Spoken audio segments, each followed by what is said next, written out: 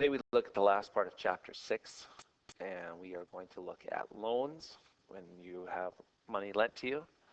Also, having a line of credit from a financial institution, and overdrafts, which means when you take more money out than you have, and there's a cost for that.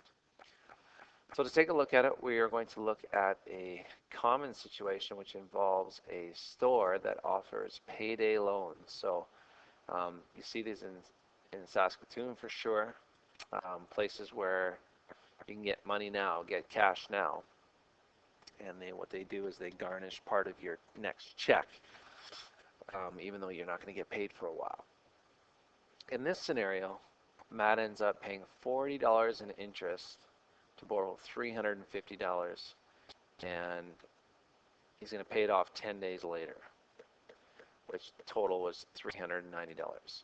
So the question is, how much interest did he actually pay on a daily basis? So you can see we're looking at the formula that we've used in previous sections, that the interest gained is the principal amount times the rate of return times the time. This time we're looking for the rate of return.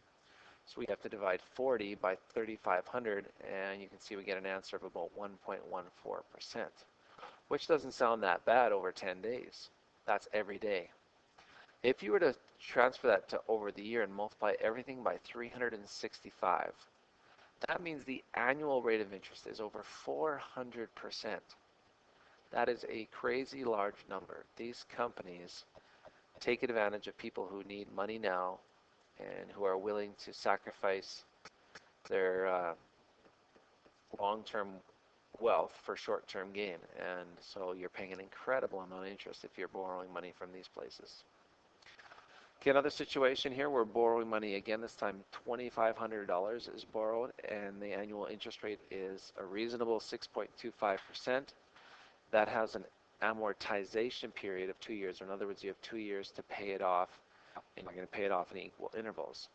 In your textbook, there's a chart that will match years to interest rates. So in this case, we're looking at 6.25 interest for 2 years, and we see that the payment on $1,000, $1,000 at the top there, would be $44.43. For this question, it's $2,500. So we have to multiply that 44.43 by 2.5. So 2,500 divided by 1,000 is 2.5 times $43.43. It's about $111 per month. So over the 2 years, which is 24 months, you pay over $2,665.92, which means that if you subtract the original 2,500, you end up paying over $165 of interest to borrow that money.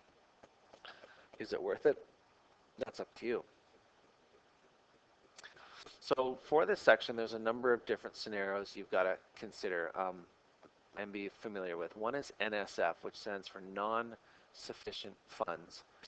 This Northwest Bank of Canada, which again is fictitious, charges $35 for each non-sufficient fund check. So for a $100 check here and the $125 check there, he gets charged $35 extra because he wrote a check that wasn't good. You didn't have money in your account.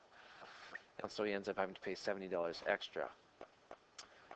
Here's an example with a payday loan, which we talked about already.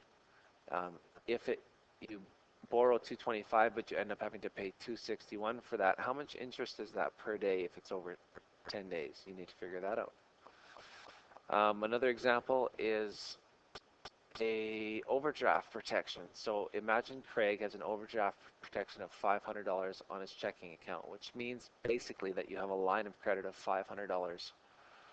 But there's an interest rate charged on that overdraft amount plus a $5 fee every time that happens. So if you wrote those checks for $125 and $100, it won't cost you the $70 like it did here, but you'd have to figure out the percentage plus the $5.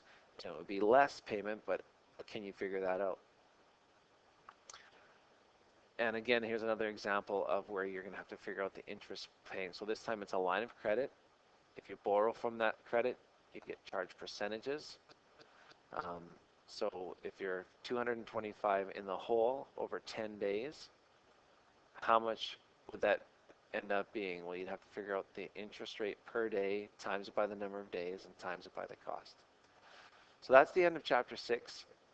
The assignment is on page 295, 296. You've got your review assignment called Practice Your Skills. Make sure your definitions page is up to date and get ready for the exam. As is always the case, make sure you're asking questions when you have them. I'll be glad to help you. Otherwise, that's it for this lesson in chapter 6. See you in chapter 7.